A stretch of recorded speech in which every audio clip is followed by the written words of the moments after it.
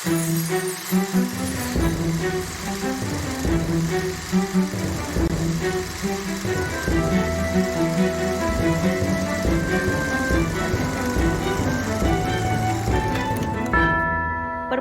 di Batavia, Part 4.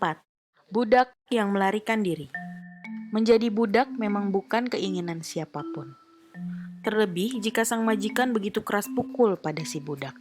Karena itu, tak jarang para budak melarikan diri, walau dengan resiko yang sangat berat. Dihukum cambuk di lapangan Stadhuis atau dijebloskan ke penjara. Mereka pada umumnya melarikan diri ke Banten, tetangga Batavia yang kerap bersitegang dengan VOC.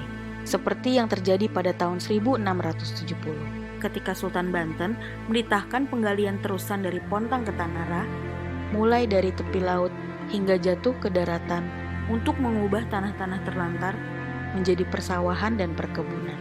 Seminggu kemudian, begitu arsip VOC mencatat, ada sekitar 16.000 orang dikirim ke wilayah tersebut untuk melaksanakan proyek ini, dan di antara mereka terdapat 200 orang pelarian dari Batavia.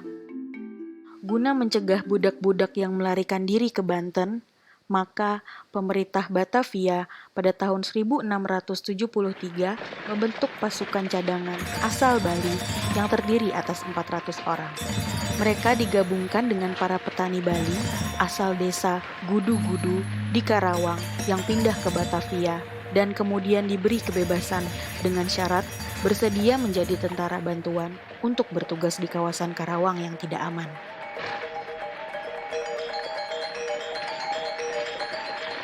Lalu, pasukan orang Makassar di bawah pimpinan Daeng Matara bersama 8 kelompok pasukan Bali tersebut diperintah oleh puluhan perwira pribumi yang digaji pemerintah Batavia.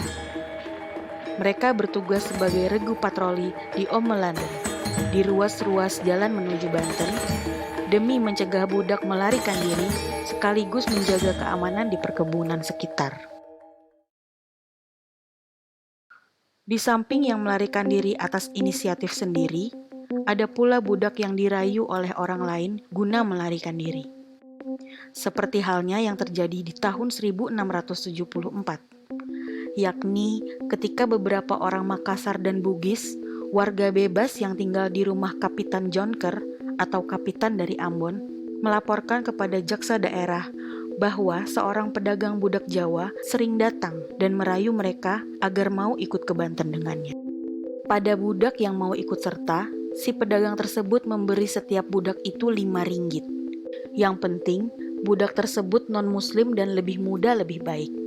Tak peduli lelaki atau perempuan, milik orang Belanda, Mardiker, atau Cina sekalipun. 3 tahun berikutnya, pada tahun 1677, diberitakan sekitar 300 budak melarikan diri dan berusaha menguasai beberapa desa di kawasan Karawang, serta berupaya membunuh Syah Bandar desa Tunggak Jati asal Mataram. Ekspedisi lalu dikirim dari Batavia.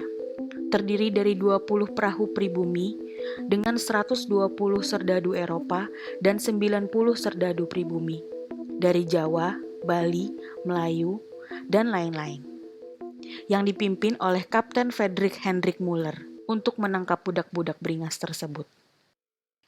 Mereka membumi hanguskan desa-desa tersebut guna memaksa para kepala desa sekitar membantu mereka mengejar para budak.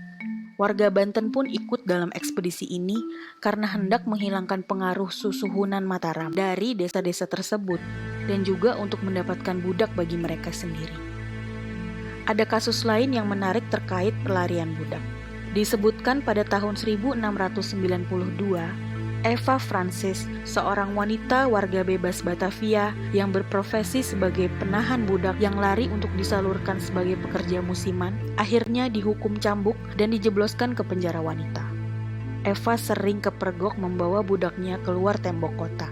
Biasanya, seorang budak wanita melarikan diri ke Ommelanden dan hidup sebagai gundik lelaki lain selama berbulan-bulan sebelum akhirnya ditemukan kembali oleh majikannya. Sementara itu, budak lelaki biasanya menyelinap di antara petani yang bekerja di sawah. Orang yang mempekerjakan budak pelarian tersebut diganjar hukuman 25 ringgit. Tetapi, Tak selamanya budak yang melarikan diri telah bulat tekadnya. Di awal tahun 1657, sejumlah budak yang sebelumnya melarikan diri ke Banten malah kemudian kembali lagi ke Batavia. Mereka bercerita bahwa seorang kiai bernama Mas Trabuna bersama 700 orang sedang menuju Batavia. Rupanya mereka ragu-ragu, mengingat permusuhan Banten dan VOC makin memanas kala itu. Dan perlu diingat, ada satu tokoh sejarah yang berasal dari budak Batavia. Ia berasal dari Bali dan kemudian mengangkat senjata melawan Mataram dan dengan sendirinya harus berhadapan dengan Kompeni. Namanya adalah Untung Surapati yang memberontak kepada Mataram pada tahun 1686. Bahkan, pasukan Surapati di Kartasura berhasil membunuh Kapten Tek. Padahal sebelumnya, Surapati sudah ikut bersama bala tentara Kompeni menaklukkan Banten. Para penjual budak. Perbudakan tak akan terjadi tanpa adanya pihak penjual. Dan para penjual budak di Batavia, hampir setengahnya adalah orang-orang Indonesia sendiri. Hal ini bisa dilihat melalui berkas arsip Batavia pada tahun 1689 hingga tahun 1690. Yang menyebutkan bahwa dari 874 penjual budak, 385 diantaranya adalah orang Nusantara, 199 orang Cina, 182 orang Eropa, 89 orang Madiker, dan 20 orang Moor atau India Muslim. Lebih rinci lagi, wanita penjual budak terdiri dari 9 wanita Cina, 40 wanita Eropa, dan 21 wanita Mardiker. Dari 385 penjual Indonesia, 179 adalah wanita yang sebagian besar berasal dari Bali, yakni 99 orang.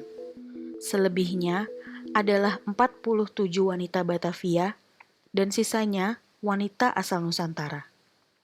Sebagian besar penjual budak Indonesia tinggal di luar tembok kota.